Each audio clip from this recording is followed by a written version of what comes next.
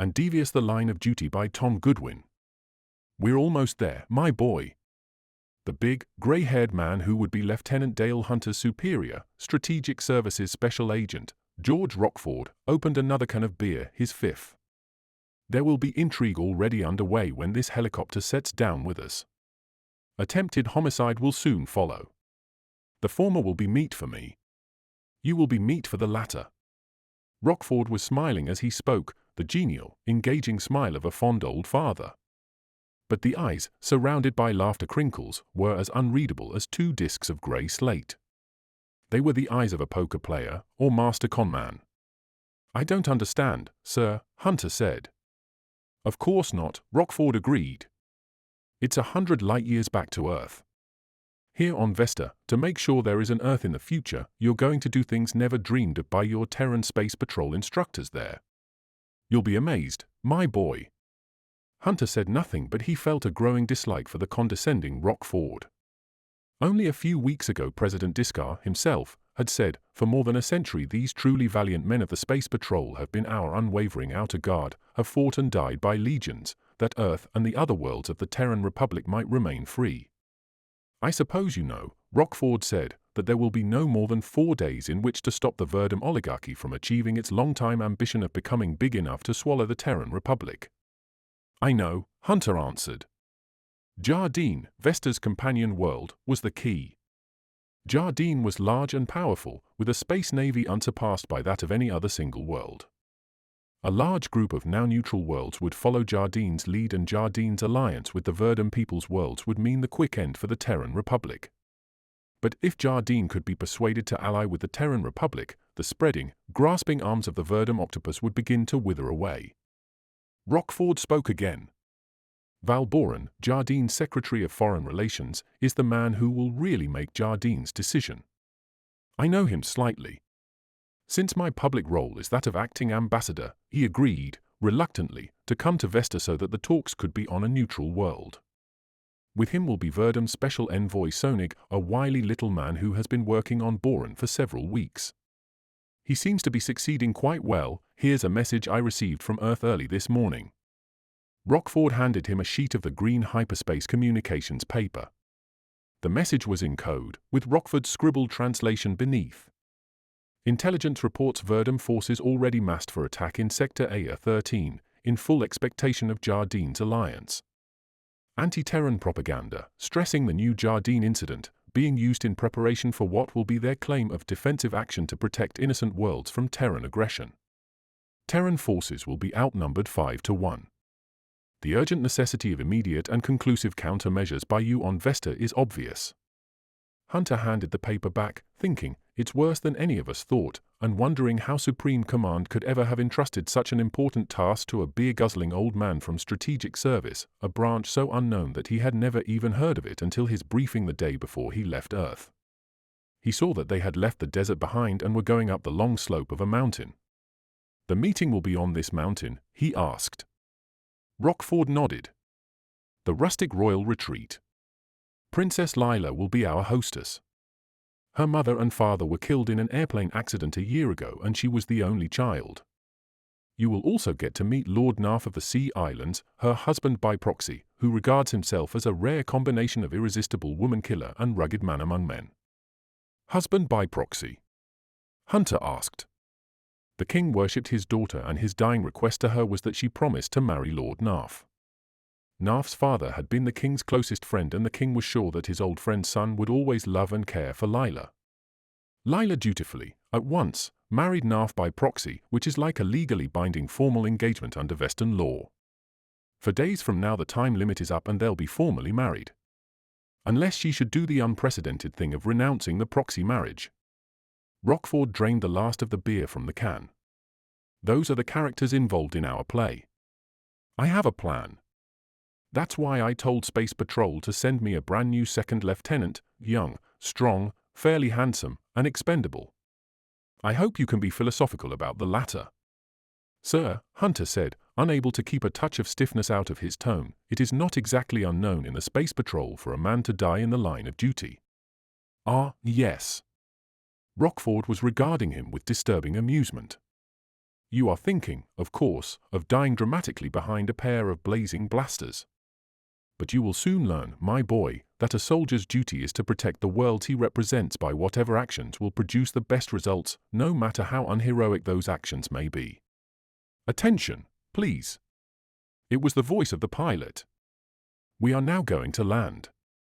Hunter preceded Rockford out of the helicopter and onto the green grass of a small valley, across which tall, red-trunked cloud trees were scattered. Pale grey ghost trees, with knobby, twisted limbs, grew thickly among the cloud trees. There was a group of rustic cabins, connected by gravel paths, and a much larger building which he assumed would be a meeting hall. Hello. He turned and looked into the brown eyes of a girl.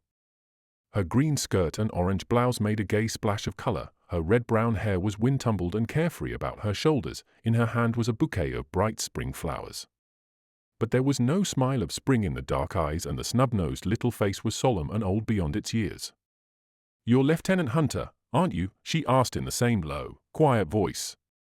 "Princess Lyla?" There seemed to be genuine delight in Rockford's greeting as he hurried over. "You're looking more like a queen every day." Her face lighted with a smile, making it suddenly young and beautiful. "I'm so glad to see you again, George." "Ah, good afternoon." The voice was loud, unpleasantly gravelly. They turned, and Hunter saw a tall, angular man of perhaps 40 whose pseudo-genial smile was not compatible with his sour, square-jawed face and calculating little eyes. He spoke to Rockford. "You're Ambassador Rockford, here to represent the Terran Republic, I believe." He jerked his head toward Princess Lyla, who was no longer smiling. "My wife, Princess Lyla." "Oh, she and I have been friends since she was 10, Lord Narf." "And this young man," Narf glanced at Hunter, "is your aide, I presume." "Lyla, did you think to send anyone after their luggage?" A servant was already carrying their luggage and cases of Rockford's beer out of the helicopter. Hunter followed the other toward the cabins. Narf, in the lead, was saying, "Ridiculously primitive here now, but I'm having some decent furniture and well-trained servants sent up from my Sea Island estates." The cabin was large and very comfortable, as Rockford mentioned to Princess Lyla. "I'm glad you like it," she said. "Val Boran and envoy Sonig are already here, and we'll meet for dinner in the central hall. I thought that if we all got acquainted in a friendly atmosphere like that, it might help a lot too." "That reminds me," Narf glanced at his watch, "I promised this Boran he could have a discussion with me, Vesta Jardeen tariff policies. I suppose he's already waiting." "Come on, Lyla, it will do you no harm to listen and learn a bit about interplanetary business."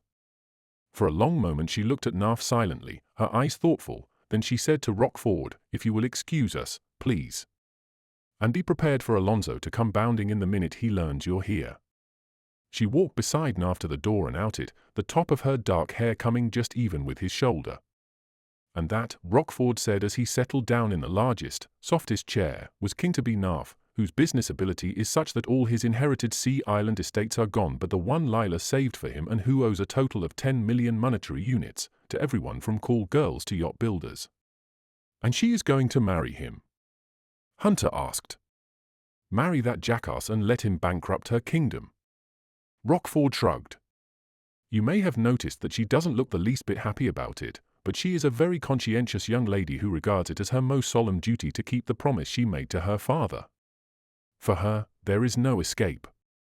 But your first duty will be to cultivate a friendship with her. I'm going to use her, and you, to get what I want." "Use us?" "Yes. One of the most rigid requirements of a strategic serviceman's character is that he be completely without one." Rockford was asleep in his chair an hour later, 3 empty beer cans beside him. Hunter watched him, his doubt of Rockford's competence growing into a conviction. Rockford had spoken knowingly of his plan, and had done nothing but drink more beer. Now he was asleep while time, so limited and precious, went by. He hadn't even bothered to reply to Hunter's suggestion that perhaps he should call on Val Boran and counteract some of envoy Sonig's anti-Terran propaganda. Hunter came to a decision.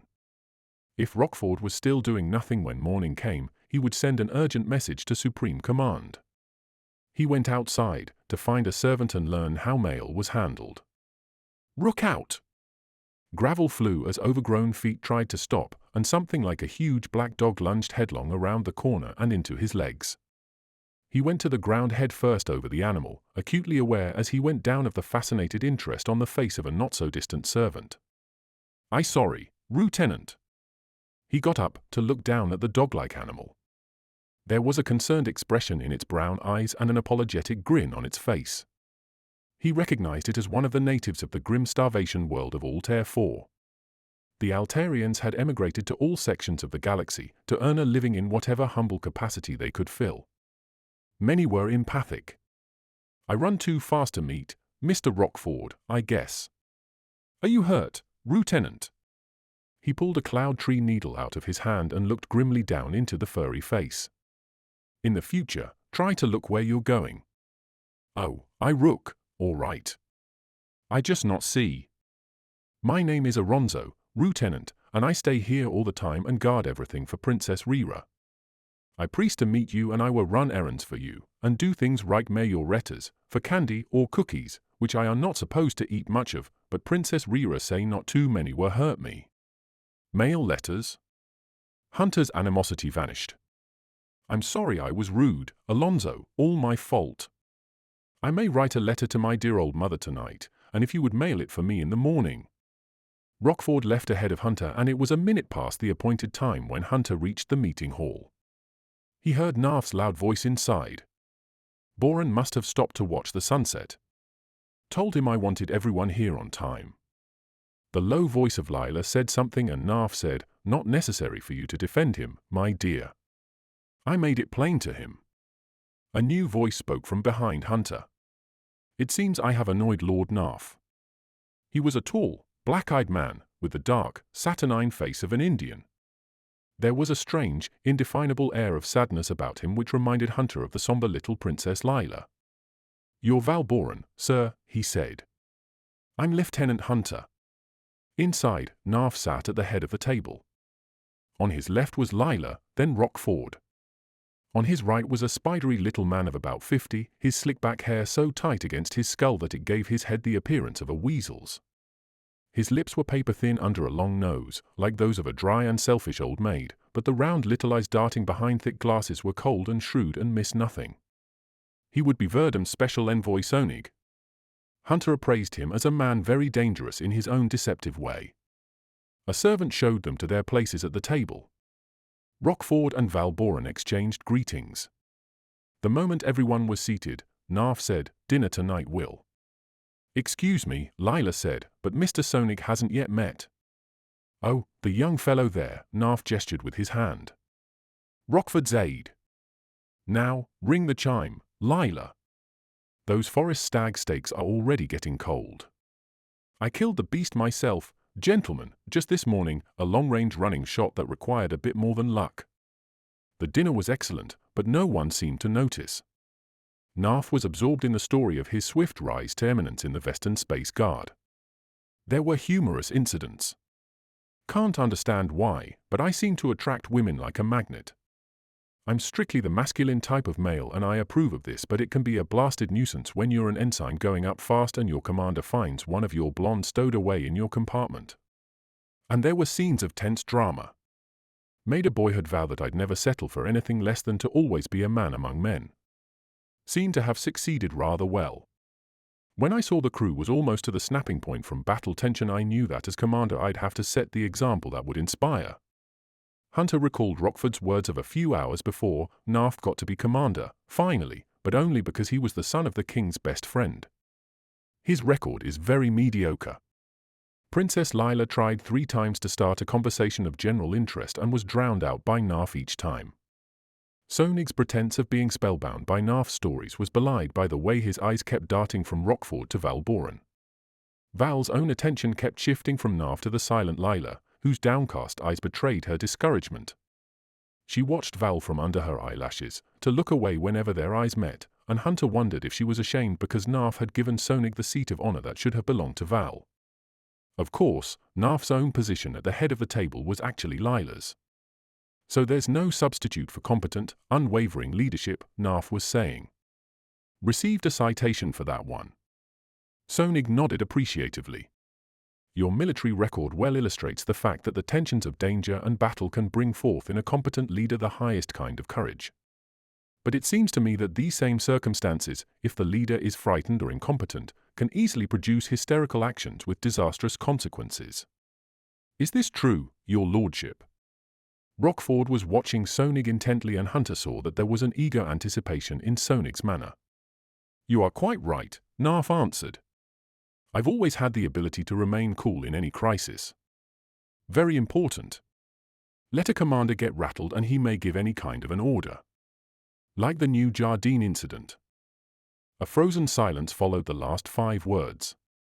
Hunter thought, so that's what the little weasel was fishing for. Rockford quietly laid down his fork. Val's face turned grim. Lyla looked up in quick alarm and said to Narf, "Let's not. Don't misunderstand me, gentlemen," Narf's loud voice went on. "I believe the commander of the Terran cruiser wouldn't have ordered it to fire upon the Verdam cruiser over a neutral world such as New Jardeen if he had been his rational self. Cold War battle nerves. So he shot down the Verdam cruiser and its nuclear converters exploded when it fell in the center of Colony City. Force of a hydrogen bomb, 40,000 innocent people gone in a microsecond. Not the commander's fault, really, fault of the military system that failed to screen out its unstable officers. Yes, your lordship. But is it possible, Sonig spoke very thoughtfully, for a political power, which is of such a nature that it must have a huge military force to maintain its existence, to thoroughly screen all its officers? So many officers are required, can there ever be any assurance that such tragedies won't occur again and again, until a majority of worlds combine in demanding an end to aggression and war? Rockford spoke to the grim Val. I know, sir, that your sister was among the lost in Colony City. I am sorry. For the benefit of Mr. Sonig and Lord Narf, I would like to mention that the Verdam cruiser fired upon the Terran cruiser over neutral New Jardeen in open violation of galactic rule. An atmospheric feedback of the Verdam cruiser's own space blasters tore out its side and caused it to fall. The Terran cruiser never fired. But Mr. Rockford, Sonig spoke very courteously. Isn't it true that certain safety devices prevent atmospheric feedback? They do, unless accidentally or purposely disconnected. Sonig raised his eyebrows. You imply a created incident, sir? It doesn't matter, Val Boran said. His tone was as grim as his face, and it was obvious he did not believe Rockford's explanation. Colony City is a field of fused glass, now, its people are gone, and no amount of debating can ever bring them back. The dismal dinner was finally over. Rockford stopped outside the door of their cabin to fill and light his pipe. It was a profitable evening, he said to Hunter. I can start planning in detail now, after a little beer, that is. He'll go to sleep after he drinks his beer, Hunter thought, and there will never be any plan unless I. Soft footsteps came up the path behind them. It was Princess Lyla. I want to apologize, she said, I just told Val. Mr. Boran the same thing. Her face was a pale oval in the starlight, her eyes dark shadows. I'm sorry my husband mentioned the new Jardeen incident. That's all right, Lyla, Rockford said. No harm was done.